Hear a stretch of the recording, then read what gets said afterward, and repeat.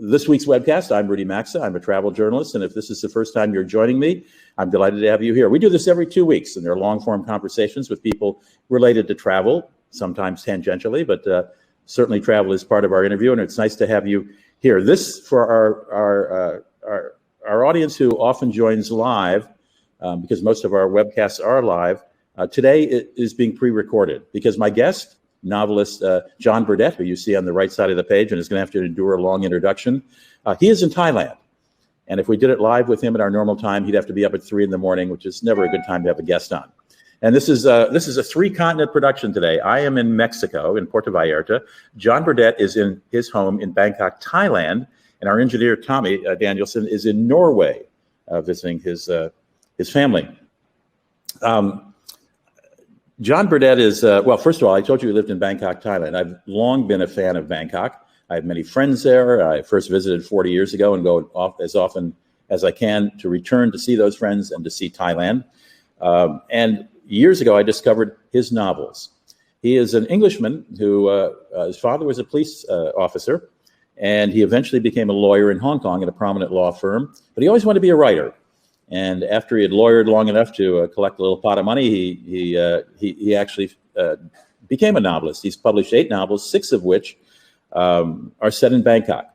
And the star of his novel, or the main character in his novel, is an unusual guy in that he's a policeman, a detective in Bangkok, but he doesn't take bribes, which sets him a little apart from everybody else in his office and makes things uncomfortable at times. But it's not just plotting, which John Burdett is really good at. It's not just writing that he's really good at, but his familiarity with Confucianism and Buddhism and his wide travels, we'll talk to him about that obviously, really inform his novels and make them very interesting.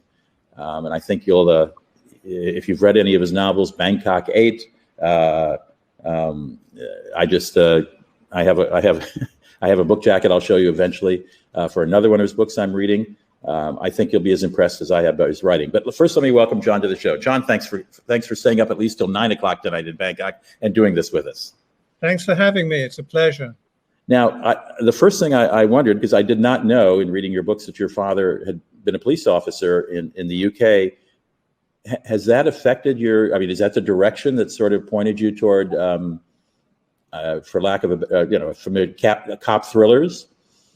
Not consciously. Obviously, you're not conscious of those kinds of things when you're growing up. But on reflection, yes, because a cop is much more alert to detail in everyday life, and he kind of communicated that to me.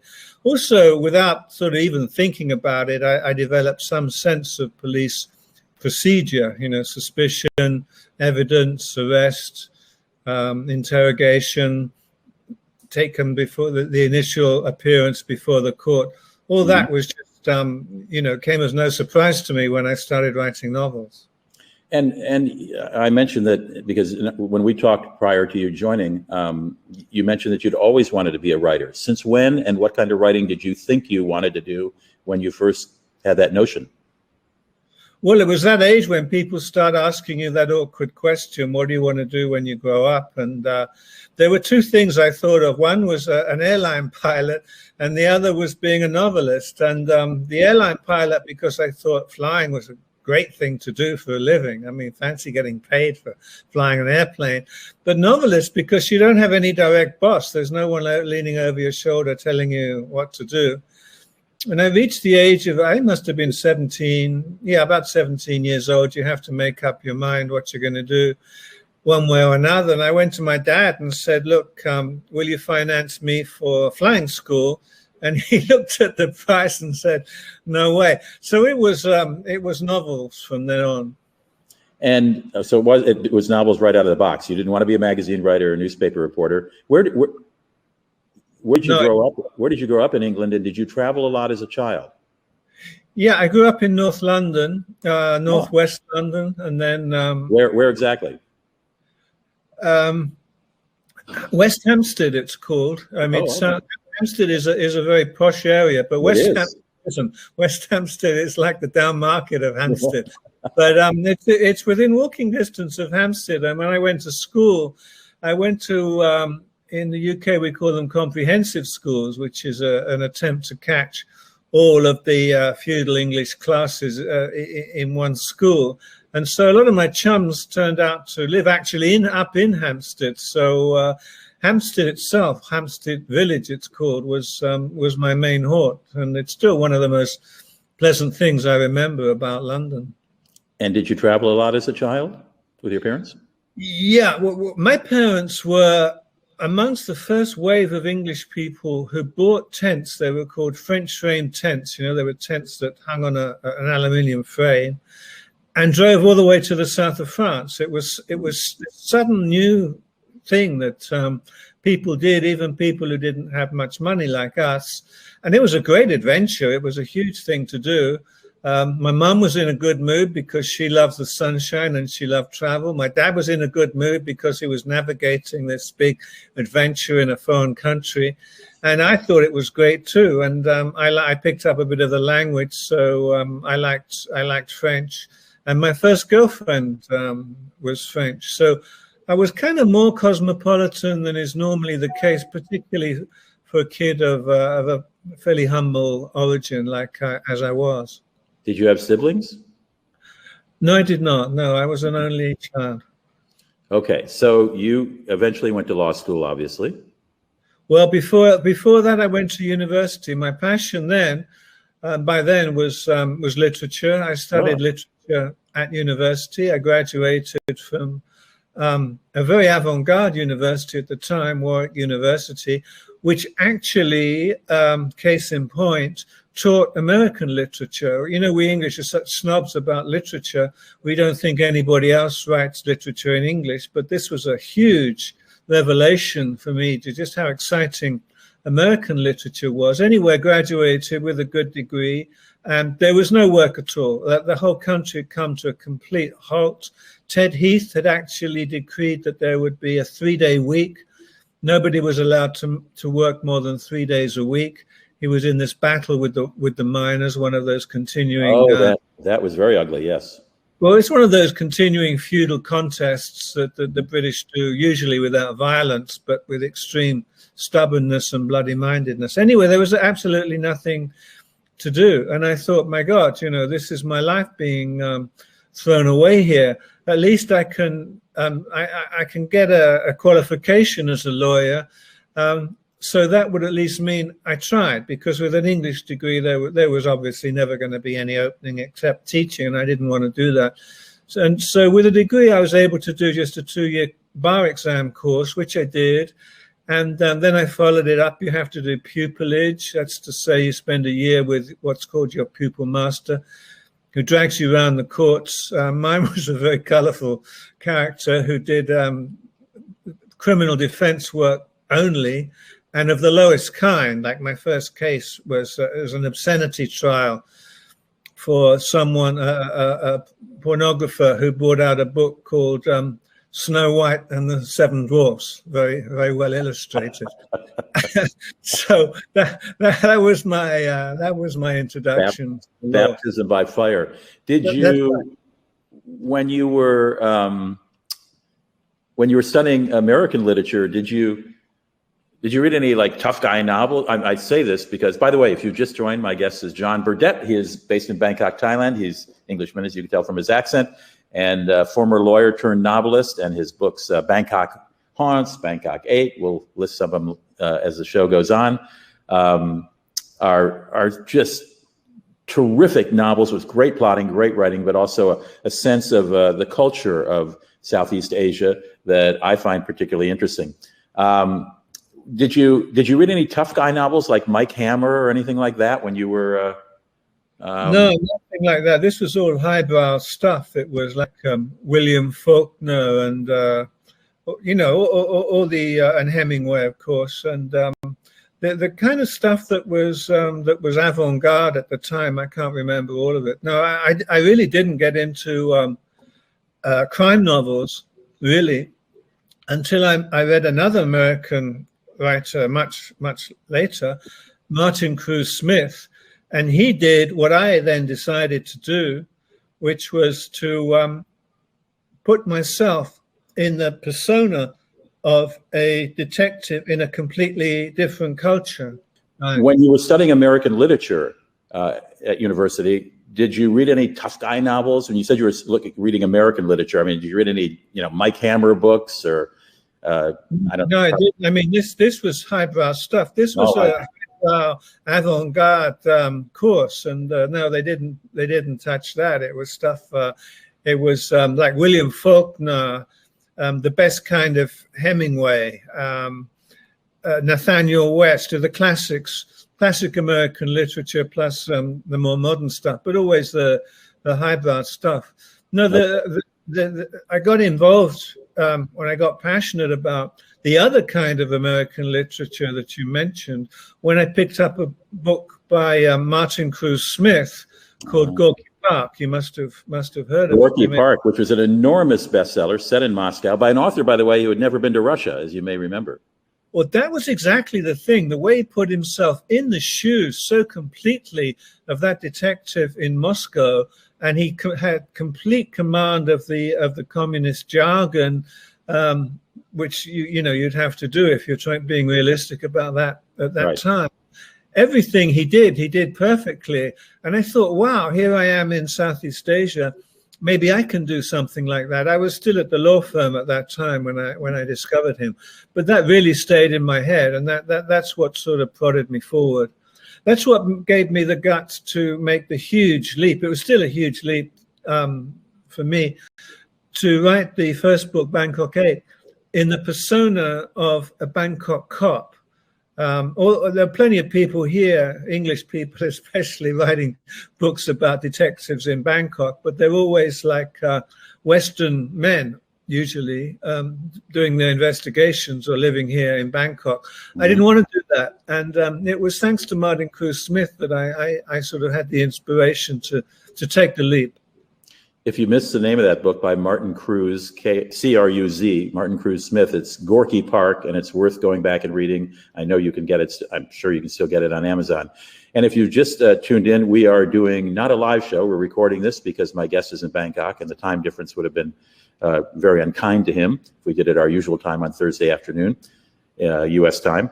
My guest is John Burdett, who's a lawyer turned author who has written a number of novels, most of them set in Bangkok, starring I call him world-weary, he likes to call him cynical, a detective, a Thai detective, and we're talking about literature and travel, obviously.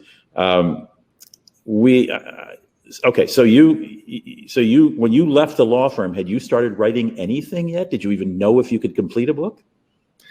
My last year at the law firm, I managed to make time to write my first book, which is called A Personal History of Thirst, and that is about a barrister in London in the 70s. In other words, the character and the atmosphere is totally autobiographical, although the plot isn't. And I managed to do that while I was still practicing law. And was that a mystery novel? It wasn't a memoir, obviously. Oh, no. Yeah, it was a mystery novel. It was a light crime novel, which was more interested in exploring London in the 70s than anything else. I mean, London was a remarkable place in the 70s because everybody thought the whole country was falling apart. There was no future for us. So the empire was going down the tubes, right? That's right. Yeah. The second loss of the empire. Yeah. It's called A Personal History of Thirst. I have not read that. I look forward to doing that. All right. So you moved now. Did you move to Bangkok because the cost of living was less, or had that country fascinated you a lot? Why did you leave Hong Kong? I didn't immediately move anywhere in Southeast Asia. What I did, I was a partner and I sold my shares. So I took the money and ran to something I'd wanted to do for ages, which was to spend time in Rome. So I and my girlfriend at the time rented an apartment in Rome. And I sat there, and then suddenly the publishers, Morrow's, they said, "Hey, look, we will publish your book, but we know you're in Hong Kong, or you've been in Hong Kong. It has to be a two-book deal, and the second book has to be about the return of Hong Kong to China, because that was happening right then." Mm-hmm. So instead, my girlfriend enjoyed the trip to Rome enormously for 3 months, but I was stuck writing this damn book. I would get up early in the morning, write the thing as much as I could. It was a huge rush. Then we'd go out, have a heavy, fantastic Roman lunch. I'd sleep off the wine and then write again in the evening. And that was my life for 3 months. And finally got the thing done and sent it off to Moors. And it was published as The Last 6 Million Seconds. The Last 6 Million Seconds. Ah, okay. And then how did Bangkok come on? How did that become your address? Well, because I had this thing, it happens to a lot of people. I had this terrific, irresistible urge to get back to Southeast Asia. Mm-hmm. I mean, we'd bought a house in France by that time, but I just couldn't. I couldn't do it. I had to be back in Southeast Asia. It's not uncommon. It's something about, especially Thailand, actually. So I got on a plane to Hong Kong, where I still had a lot of connections, stayed with some friends, little by little. Introduced myself to Bangkok in a deeper way than I had when I was a tourist, and eventually I discovered I could get a yearly visa, so a visa that lasted a whole year. So that's what I did, and I've been here ever since. And that's how many years now? That's about 19 years now. Wow! Wow! Yeah. Wow! All right. So obviously you traveled. I mean, you lived in Rome for a while. You're from the UK. You traveled with your family, and then eventually bought a home in southwestern France, and you traveled all around Asia, I presume. And how did you come up with your detective? Well, I mean, I think that it's very clever that he's the only honest guy on the block, but unusual. Yeah. Well, I knew absolutely nothing about Buddhism when I came to Bangkok at that time. I knew that the Chinese in Hong Kong were often Buddhists, but I didn't participate. I didn't know anything about it. I came to Bangkok and I thought, well, if I'm going to write about a Bangkok cop, I better learn about Buddhism. That was my introduction to Buddhism. I became fascinated by Buddhism. And in the meantime, I thought, well, if you want a character with a conflict, how about an honest Bangkok cop who's serious about his Buddhism? And so you've got a constant conflict there with the prevailing morality or lack of it amongst the police in the city, who were absolutely notorious at that time, and they made no bones about it. They're a lot more prudish now, but at the time it was in all the newspapers over and over again about what they got up to. Your bad guys are really, really bad, and some of your characters who come to really, really bad ends. And I'm wondering if that is in your own dark mind, John Burdett, or whether, I'm thinking of I think you know Carl Hyacin. He has a blurb on the back of I think Bangkok Haunts, and mine as well. And I know that Carl, who's a Miami Herald columnist, has been for decades, but is very successful as a novelist of very funny books about Florida, where he lives. And he has very wacky Florida characters and all kinds of weird things happening. And I know he clips stories. Many of these things actually do happen in Florida, and he has clipped them. He keeps them over the years, and he brings those together and creates a plot. These bad guys of yours and these amazing, horrific crimes, are those clippings that you have seen in newspapers? Are those things that might have happened, or close to things that might have happened? Well, I can't vouch for all of them, but if we flip back for a moment to The Last 6 Million Seconds, which is about Hong Kong, people have reprimanded me about the violence in that, which is even more than in the Bangkok books. And I say, look, when I worked in the Attorney General's office for a while, and we were looking at pleas for clemency for people who had been convicted of murder, because technically they still had the capital punishment, although they never actually went through with it. But the criminal, the convict, had to make a technical plea for clemency. And one of these was a drug deal that went wrong. And what they did to the guy who betrayed them, they put him through a meat mincer, a giant meat mincer. I mean, this actually happened.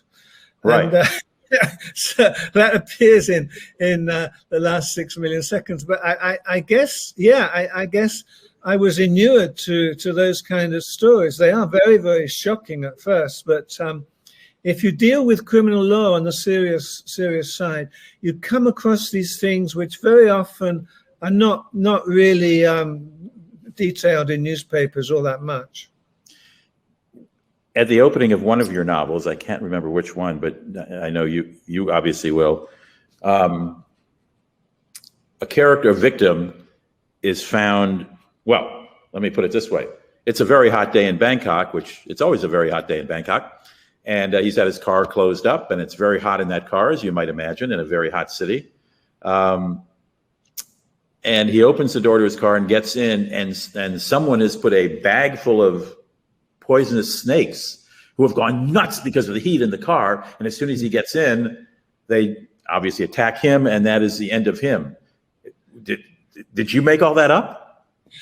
Yeah, I did make that up. There is a story by Truman Capote, who uses snakes in a similar way, but not like that. Yeah.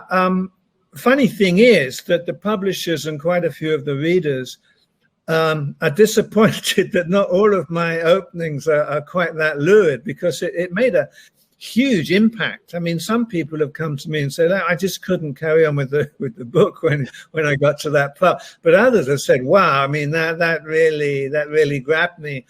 And what I'd done is because I didn't know how the thing was going to end, and I'd set myself this huge problem, which was, how was it that this car had been driving in the heat for more than an hour with those snakes in it, and then all of a sudden they bit him, they bit the driver. How could that happen? There was a logistical problem which I had to rack my brains to solve.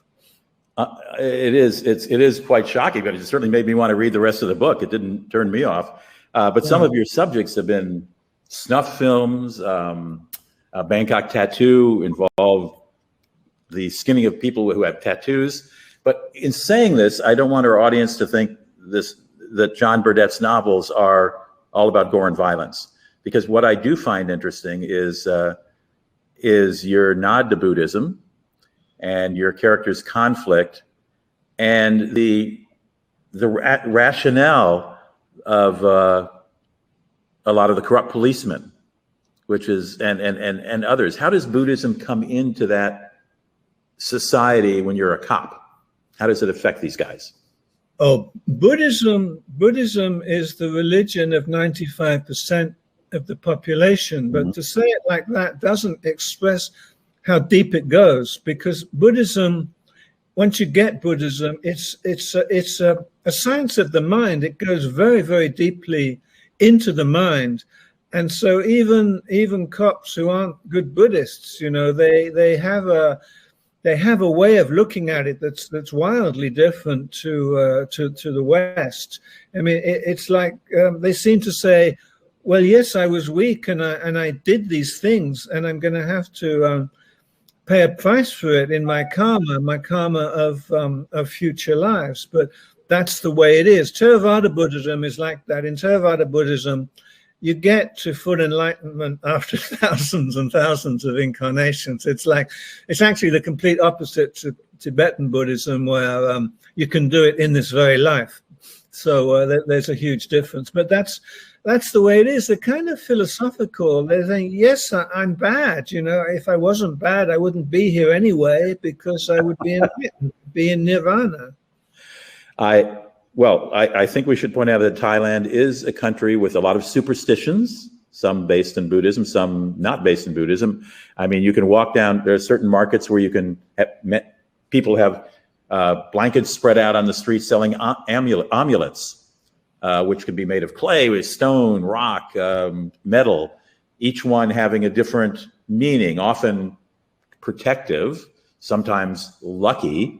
But a good Thai person knows which amulet fits his or her life and need. People sometimes, besides believing in reincarnation, also believe in ghosts. You have a scene in Bangkok Haunts where a mortician, your detective, has gone to view a body at a morgue, and she happens to have taken a video at night when no one is in the morgue, and it is ghostly figures having, I gather, violent sex, all kinds of weird stuff, and he finds nothing remarkable about it. She certainly doesn't. And this belief in ghosts, I did not know about. Oh yeah, it's very. I don't know any Thais that do not believe in ghosts. The only country that's even more ghost-ridden is Malaysia. One of my books doesn't have any ghosts in it, and I was doing a book tour in the States, and there was a beautiful Malaysian couple there, and they said, "How come you haven't got any ghosts in this book? The reason we buy your book is for the ghosts." Yeah, but they use it. The Thais can use it. They're very sophisticated about their superstition. This is what Westerners don't realize. Like my wife, we bought a condo I'm living in now. We bought it, and she really doesn't like to exercise. So when I showed her the gym, which is part of the condo, she said, "Oh no, it's full of ghosts. I'm not going to go to the gym here." So they use it to suit their purposes. But yeah, the central stories. The folk stories are always about ghosts. There's a famous story about a woman whose husband had to go to war. While he was at war, she died. But when he came back, she was there as a ghost. And he didn't know she was a ghost until one day they're sitting having a meal, and the dish that they wanted to serve from was a long way away. So she reaches out, and her arm gets longer and longer and longer until she can reach the dish. And that's how he knows he's married to a ghost. I did not know. In all my visits to Thailand, I did not know that ghosts played an important part in lives. So ghosts can sometimes be amenable and happy things then, if your ex-wife, if your late wife is having dinner with you. Yeah, well, no, it freaked him out and he went mad, that guy. No, they come into absolutely everything. Like I was being taught by a fully qualified lawyer, a woman.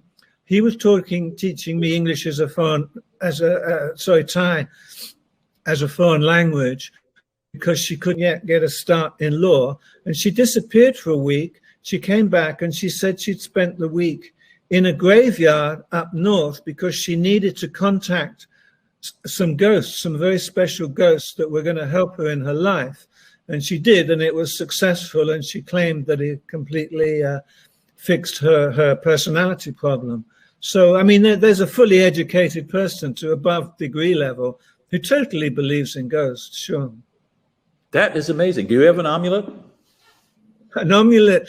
No, but I do have a big wooden Buddha, which we've had consecrated. Actually, had to lug it over to the temple to have a monk or an abbot consecrate it, and that's what we did. And they did it at my instigation, not my wife's. In case you are planning to visit Thailand and don't know that Buddha is the man, you'll know as you drive in from the airport, there are often big billboards saying, do not. What they're telling people not to take images of Buddha back or not to post them. What is? I mean, you can obviously shoot the emerald. Basically, they're saying don't use them as decoration, commercially or as decoration, right? Yeah, don't take them frivolously. It's not a joke. There was a famous American here long before my time named Jim Thompson. And he's the one actually that kickstarted the Thai silk trade. He did great things for Thailand. And he had this magnificent old Thai mansion really in Bangkok. And he had some Buddhas that he was using just as decoration. And he was saying, his friends were saying, no, you really must not do that. And he came to a sticky end. He went on holiday to Malaysia and has never been seen since. Shouldn't laugh, I'm sorry. In fact, Jim Thompson did organize a silk trade that was just a series of a lot of individuals making silk. And if you go to Thailand or Bangkok, I would certainly urge you to go see Jim Thompson's house. It's a beautiful wood structure. The one thing, let's talk about that. Yeah, and it was always rumored he was ex-CIA. And did you say, where did he disappear? I thought he went out into behind his house or something and disappeared in Bangkok, no? Not Bangkok, no. He went on vacation to the Cayman Highlands, which is a great place to go. I've been there several times. Okay. It's still pretty wild, but in his day it was extremely wild. And he went for a walk, and it was just about possible to get so lost that nobody could find you. But then you'd still expect them to find the body, which they never did.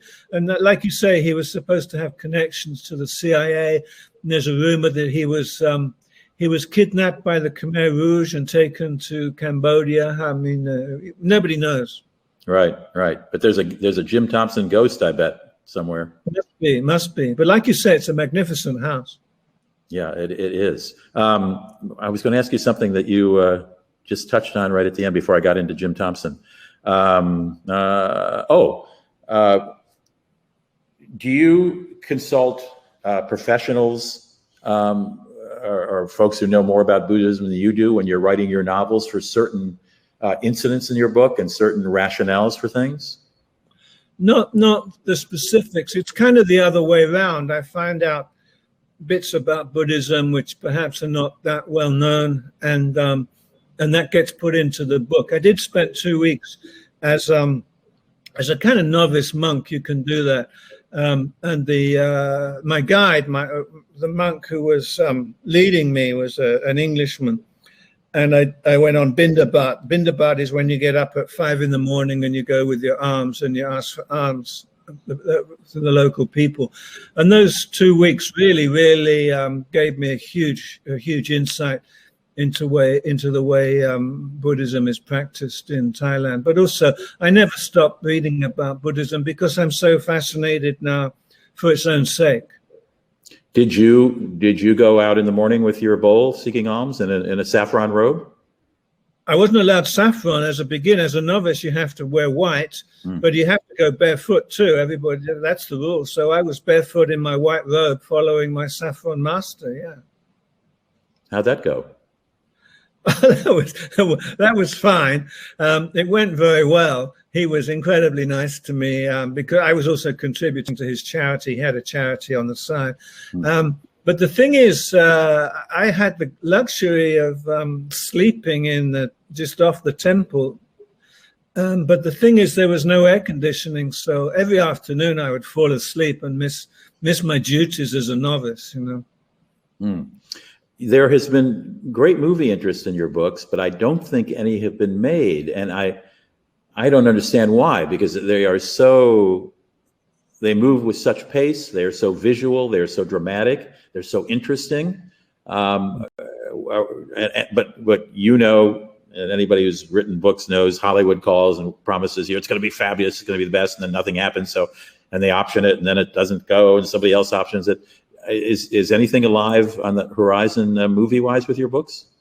Yeah, they've been optioned back to back since I published them. So we're talking in the first Bangkok 8, we're talking about 15, 16 years of non-stop options by different film companies. And they have different kinds of difficulties. Each time there's something slightly different, another problem comes up. But I've got my fingers crossed at the moment. I'm not going to say any more about that because I'm a Thai. I have a Thai superstitious streak to me now. I've got my fingers crossed. Yeah. Are any of the characters or how they or their demise, has that put them off? Some of the bizarre ways? No, it's nothing like that. It's how do you do the police corruption? Because the government suddenly decided that there's no police corruption anymore. I mean, they could have made the movie 15 years ago and nobody would have turned a hair. But then now we have to be careful with the screenplay, careful how we deal with police corruption. Then there was another one. They were going full on for it. They got the script, but they just couldn't find the right lead for it. It would have to be someone kind of special, half Thai, half Western, and then the selection isn't that great. Things like that. Every time there was something different going on. There are you're right. There are certain things in Thailand that, well, until recently, I mean, saying anything against the monarchy could wind you up in jail. And I don't mean anything. I mean, I remember hearing a story years ago of somebody flying, a Westerner flying from London to Bangkok on a flight in first class. And there was a woman who would not turn off her reading light or something. And he was sort of aggravated, and he asked her, and I guess it got a little tense or something. And when he landed, the Bangkok police were waiting for him, and he spent a year in jail for offending what turned out to be a princess. It's things like that. Things like, you know, you don't touch anyone's head ever. You don't show them the sole of your shoes. There's a whole litany of those things, isn't there? And let me stop it there. I have another question, but go ahead. That's right. And they were absolutely passionate about the last king. They really felt that he'd looked after them. You know, he'd got them through one revolution after another. He was the center of the thing. He was like the father of the nation. So they were especially sensitive about that. But the whole structure of the society it's very, very pyramidal, and the people at the top are kind of sacrosanct. And you have to live with that. I mean, it's the opposite to the egalitarian Western view. And you probably read in the media that young people now are really objecting to that very forcefully. That was very surprising to me. This is the son now is the king of the one you were referring to, the revered one. And as an American, I can say I understand he's not quite as popular as Dad. And so I was very surprised to see the street protests and that sort of thing, because that was pretty revolutionary. I mean, not that there's not a coup every 14 years or so there, but to be objecting to the protesting the monarchy is pretty incredible. Do you find that you have to curb your writing in any way? Well, you may have noticed, other people have noticed, I do not mention the royal family at all, not once in any of my books. In the early days, when someone wanted to make a movie of Bangkok 8, it was a French producer. He took the trouble of going to the ministry here, Ministry of Media or Publicity or something, and saying, "Look, do you mind if I made a movie of this book?" And they said, "Well, he doesn't mention the monarchy, he doesn't insult Buddhism, and everything he says about the police is true." So that was those were different times, but now we have to be more careful. Have your books been translated for Thailand in Thai? No, they made me the offer, but I said no, because I like living here, you know, and if anybody took exception to it, or you know, there was some campaign for one reason or another, I would have to leave the country, and I don't want to do that. So, and my wife is Thai, so, you know, I just said no, like a coward, I suppose. Is this the wife who thinks there are ghosts in your workout room, so she can't go work out? Yeah, she's very hip on ghosts.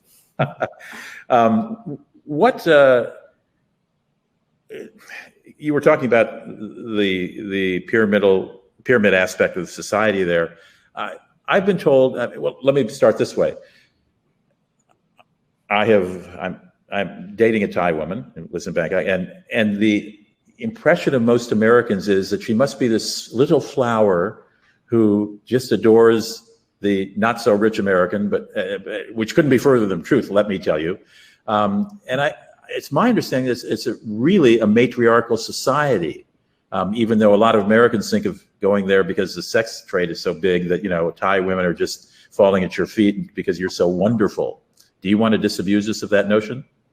Yeah, that's complete nonsense. I don't think that the West has any grasp, actually, of women in other countries, particularly in Asia, because what you said also applies to Indian women and other Asian women. They are the absolute backbone of the country. They often, in the marriages, they often run the finances.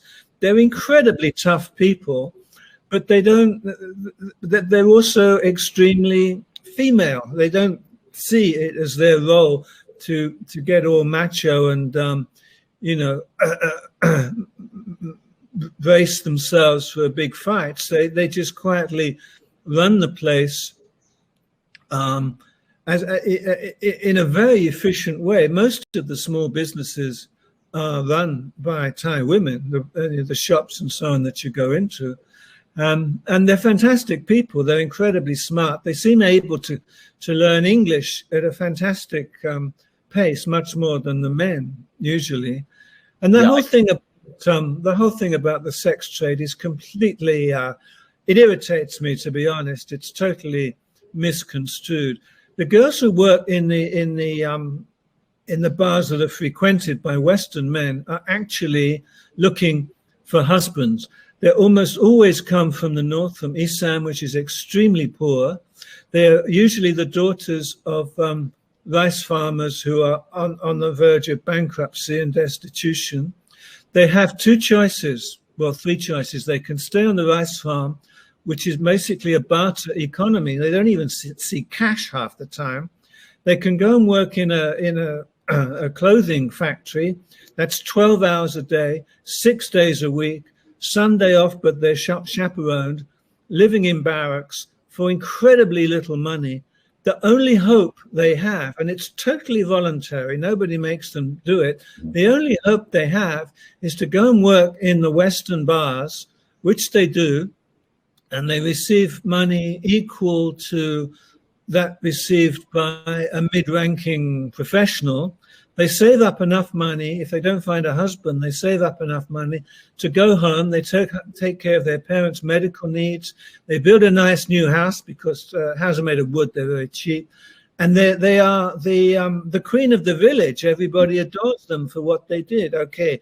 And they don't work sexually more than 2 or 3 times a week. They don't go with customers more than 2 and 3 times a week.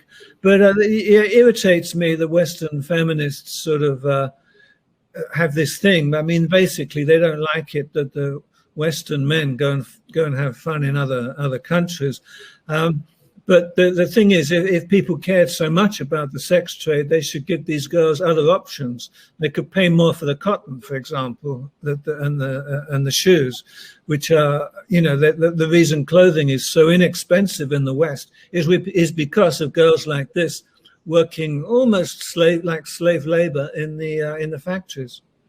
Yeah, I remember a UN report on prostitution in Thailand years ago that revealed that a lot of these farmers to which you referred sold their daughters to brokers in Bangkok who needed women to fill the bars, and sometimes held them in thrall for a while till they earned back the money that dad had been paid. But as you say, sometimes it's the only option, and it's interesting that unlike some societies, when they come home and build that house, they are not shunned, they are not thought less of, and in fact, they're often respected for what they did and what they accomplished. And is that a fair picture? Yeah, that's absolutely true. And another thing they never tell you is that 95% of the prostitution in Thailand is Thai man with Thai woman. It's nothing to do with Westerners. So the whole thing is Western feminist paranoia, frankly. And the matriarchal part is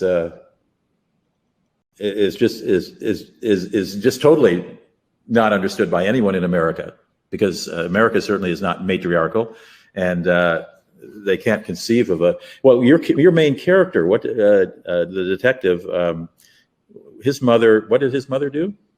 She's a madame in a brothel, and a tough one. A very tough one, yeah. Yeah. Oh, yeah. Those madames, you don't mess with them. They are incredibly tough. Well, John Burdett, let me ask you. I mean, are you working on another novel? Yeah, I am. I'm halfway through. It's not a Sonchai novel. I'm branching out into something else. I can't talk about it. Once again, my superstition. Your Thai superstition. Sonchai, by the way, he said it's not a Sonchai novel. John said Sonchai is the name of his detective hero in his 6 books, in which Sonchai is the star, and he's an incredible character and very likable. And I can't recommend the books enough. I want to. Tommy, our producer in Norway, has had trouble coming on. We were going to flash some covers of your book. I brought one of your books with me here in Mexico on vacation, just because I wanted to look back on it. And let me see if I can. I'm staying in a friend's apartment, a condominium. Let me see if he can bring me the jacket, because he's been reading it. Dennis, are you awake? This is very unprofessional. It's not television, so I can do this. Hey, Susan, Dennis. Yep. Well, your book jacket's back there. Can you give us the titles of your Sonchai books? I gave a couple. I gave Bangkok 8. What is the King of Kathmandu? What is that? The Godfather of Kathmandu. Bangkok 8. Bangkok 8. Vulture Bangkok Peak. Tattoo. Say what? Bangkok Tattoo. Bangkok 8. Yeah, Bangkok Tattoo. Vulture Peak. Or the Bangkok Asset. Yes. Yeah. These are books. Just look up John Burdett, Burdett. You see his name there under his frame where he is in the picture. Just look up John Burdett and get a John Burdett novel, and you won't be able to put it down. Before I say goodbye to you, John, is there anything that we've covered a couple of misconceptions Americans have of at least Thai society?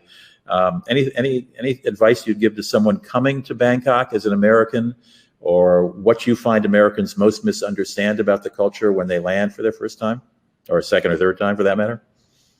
Well, let me tell you a story. A reader, an American reader, Californian, came to Bangkok. He looked me up and he was very kind. He took me to lunch. And he revealed, he liked the books, although he wouldn't have come, but he revealed what really fascinated him and caused him to come were the motorbike taxis. He said it was just fantastic getting on the back of a motorbike and have some guy drive you just as a taxi would all over the city. And he did it over and over again. And of course, it's very inexpensive. So you're also taking your life in your hands. You can lose an arm or a leg. And I have ridden those motorcycle taxis, and I'm always grateful to get off in one piece. Yeah, I once got on one, and his number, he had a brand new orange jacket on, and his number on the back was 13. And I'm quite superstitious. I thought, oh my God, but I got on anyway. I'm still in one piece, but man, he drove so fast. I thought, there's something in the superstition of 13. Well, I know 8's a lucky number, and I know your novel Bangkok 8 reflects that. Before we say goodbye, this is going to be posted on YouTube, and YouTube viewers may be watching this, 6 months, a year, 2 years, or longer from now. I should note that we're recording this in mid-March of 2021. Vaccines are being distributed around the world to try to deal with COVID-19. Thailand has a population of over 70 million, and I happened to be in Bangkok and Chiang Mai up north when COVID-19 began, and I was having dinner with an expat friend, an American who's lived there forever, and we were both saying, "Oh my gosh, the hospitals are going to be so full; they're not going to be able to handle it." And in this country of over 70 million, I think we have, as I broadcast today, maybe 83 or 84 people who have died. And I will tell you, because all my friends say, yeah, well, the government's lying because they want tourists to come. First of all, tourists can't come. It's very difficult still to get into Thailand. I'm dying to do it.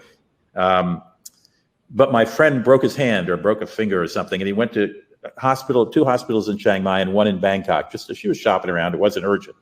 And in each one, there was not many people there. And he would say to the doctors, where is everybody? Because in America, we had already reached 50, 60,000 dead. And they said, well, what do you mean, where is everybody? Well, where are the COVID patients? Because he presumed the government was lying too. And they said, oh, well, we had 5 here. They went home. And that's an extraordinary number. As an American, as we reach, as I'm broadcasting now, almost 550,000 people died of COVID. The country is 70 million, less than 100. Yeah, that's right. They're incredibly disciplined about that kind of thing. There's a true group spirit, everybody helping each other and everybody wearing a mask. As soon as the authorities said wear a mask, everybody did wear a mask. There were no objections or anything like that. And they're extremely disciplined about the whole thing. And that's how they've survived. But the trouble is it's crippled the economy. Tourism is something like 20% of the economy, and there's been virtually no tourism at all as a consequence. I was just looking at a Thai program on the box, I think it was YouTube, and there were people saying, well, there were authorities saying that the mental health problem has gone through the roof. It's really, really serious because people are in despair. They're all alone. They can't afford hardly to eat, and they don't know what the future will bring, and the mental health services are completely overwhelmed. So they're not answering the phone half the time. They can't because they don't have the manpower. So yeah, it's hit Thailand very, very hard. We shouldn't make any mistake about that. But in terms of protecting themselves from the virus itself, yeah, they're incredibly disciplined. They're really wonderful people. I should add, if you don't mind, that in addition to wearing masks is not uncommon. If you go to Tokyo, you'll see people wearing masks. Maybe they have the flu or the air is polluted that day. But wearing masks in cities in Asia is not uncommon. It did not become a political issue as it did here in the United States, number one. Number two, the Thais shut down their border very tightly, very early. And as I broadcast, again, if you're watching on YouTube, keep in mind this is being broadcast on March 18th of 2021. The last thing I heard, I don't think it's official yet, but reportedly that if you have had your COVID shots, that you can now come and quarantine, or will eventually be able to come and quarantine for just 7 days instead of 14. And I mean quarantine, they'll watch you in a hotel. And then you're free to roam about the country. I hope that comes true. And I know there's so many, the economy certainly hopes that comes true. Have you heard the same thing I've heard, John? Yeah, I've heard exactly the same thing. They even have quarantine hotels. I think they're talking about having quarantine yachts. If you've got enough money, you can quarantine on a yacht for 14. Well, I know they were trying at one point to sell quarantine golfing vacations in Phuket. Yeah, that's 2 weeks. Yeah, that's right. My hosts in this condominium have woken up. I want to just show one cover of one of your books. Dennis, Susan, let me step away and get this. May I do that? Hang on, John. Sure. Can you give me a copy of the cover of this book that John Burdett, please? Okay. I just want to, as I say, we had these already on slides, and our producers had a little trouble. This is Bangkok Haunts. This is a good one to start with. This is the cover, Bangkok Haunts by John Burdett. Do you have another one handy there, John? Probably not. Yeah, I can show you. Should I just flash one up? Sure, just flash one right up there. Can you see that? Yeah, go higher. I can only see your name. What's the title of the book? Vulture Peak. Higher. Lift it further up. There we go. I haven't read this. What's it called? Vulture Peak. Okay. I've not read that. That's terrific. Okay. Well, again, just look up John Burdett in Wikipedia or online, and you'll find him. John, you've been very generous with your time this evening. Thank you for chatting with us, and I'll look you up and take you out to dinner and ask you all kinds of questions next time I'm in Bangkok. So. Great talking to you. Can you tell me when you posted on YouTube? I'll have a look. Yes, I'll send you the link directly. It should be posted for those of you who are watching live. If you want to send it along to friends, it should be posted by Friday evening, Saturday morning, the latest. We're going to do just a little editing because we had a glitch in the beginning. But John Burdett, author, thank you again for your time, and thank you for your writing. It really has made me smarter about a country I love and a region I love, and plus you're wildly entertaining as a writer. Thank you. Thanks a lot. Great talking to you. We'll do this again in a couple of weeks. You'll get an email, and if you want to subscribe to the newsletter, which will tell you how to see these webcasts, just go to maxatours.com and scroll down to the bottom, and you fill out your name and your email, and you'll get the newsletter, which comes alternate weeks from the webcast. There's no charge. I'm not selling anything. It's just sort of a gossipy travel newsletter, keeping you up to date on travel. John, again, take care. We're going to sign off. See everyone 2 weeks from now. Okay. See you. Goodbye. Thank you. Bye-bye.